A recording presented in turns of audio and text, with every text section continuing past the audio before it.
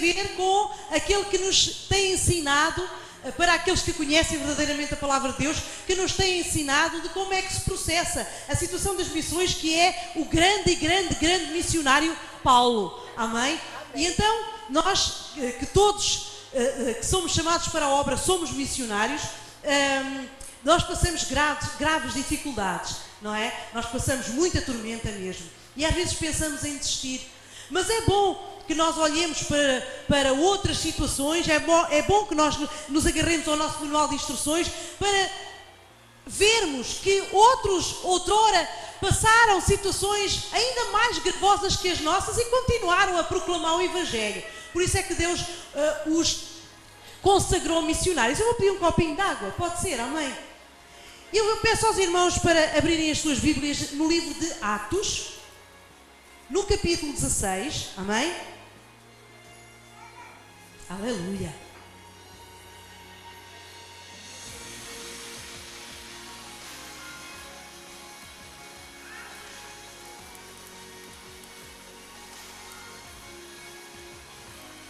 Existe a missão no campo espiritual e existe a missão no campo carnal, no campo material, amém? E nós temos que fazer as duas em parceria.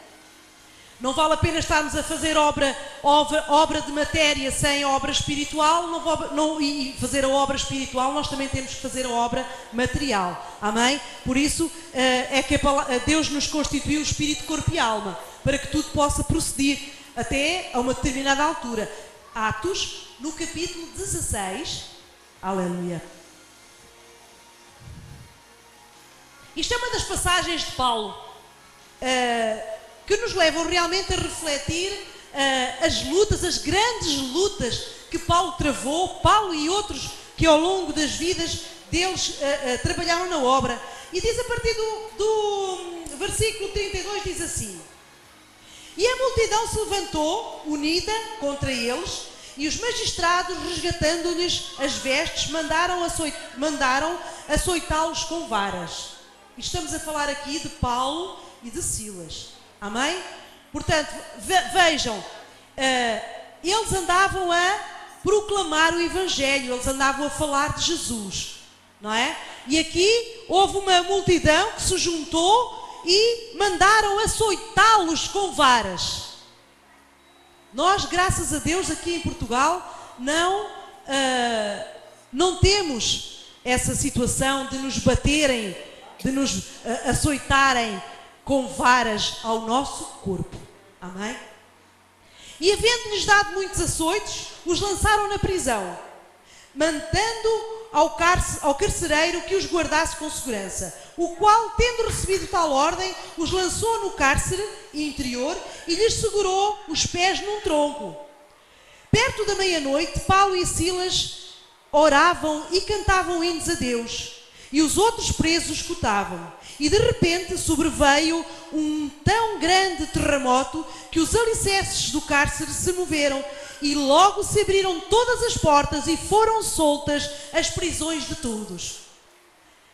Eu estou-me a arrepiar toda, amém? Porque é assim, nós quando lemos a palavra de Deus, ela é física. A palavra de Deus, ela é física. Mas como ela é movida pelo Espírito Santo, ela faz-nos um discernimento diferente daquilo que aqui está. E o que a palavra de Deus nos quer dizer hoje, nós todos que estamos aqui, aqueles que nos estão a ouvir, que eu creio que são 30, amém? São 30 irmãos e irmãs que estão em diversas partes do mundo a ouvir a Igreja Sar Shalom no primeiro congresso. Um bem-aja, Deus vos abençoe, amém? 30 irmãos e irmãs que estão-nos a ver. Aleluia, aleluia. Obrigada, Senhor Jesus. Por isso nós aqui estamos para proclamar o Evangelho por toda a criatura. Ide por todo o mundo, pregai o Evangelho a toda a criatura. A igreja não são paredes. Amém?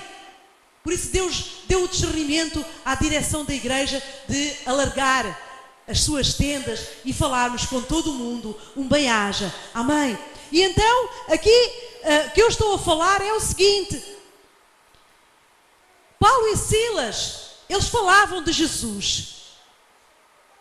O que eles passaram, Eunice, o que eles passaram. Eles levaram tareia. Eles foram injuriados. Meteram-nos na prisão.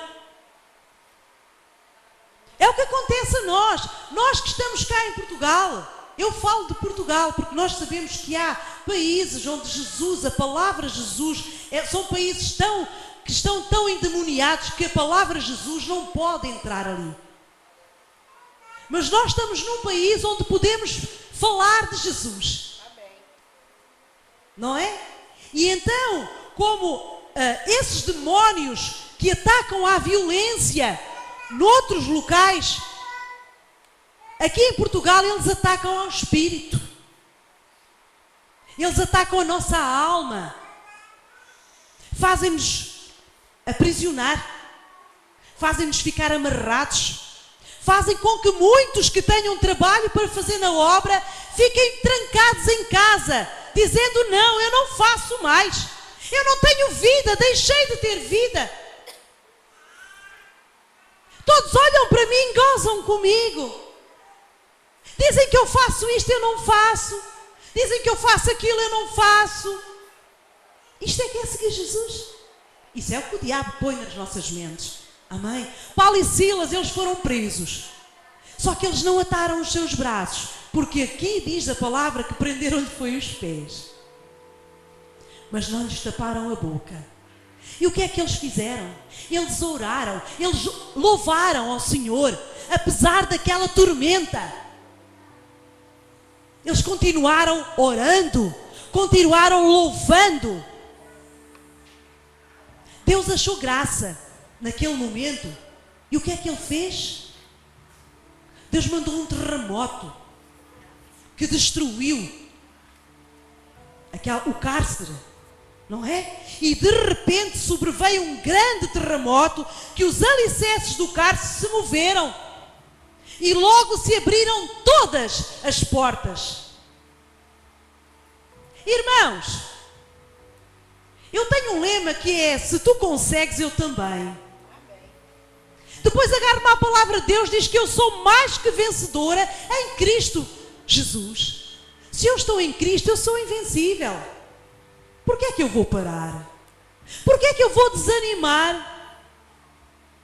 Certo? Não. Deus nos separou para trabalhar a obra. A obra não é nossa, ela é de Deus. Se Deus nos separou, Ele nos capacita. E Ele nos ajuda a caminhar. Por isso eu digo sempre, ainda há pouco disse e volto a dizer, Deus nos põe nos pés virados para a frente, é para caminharmos. Senão tínhamos os pés virados para trás.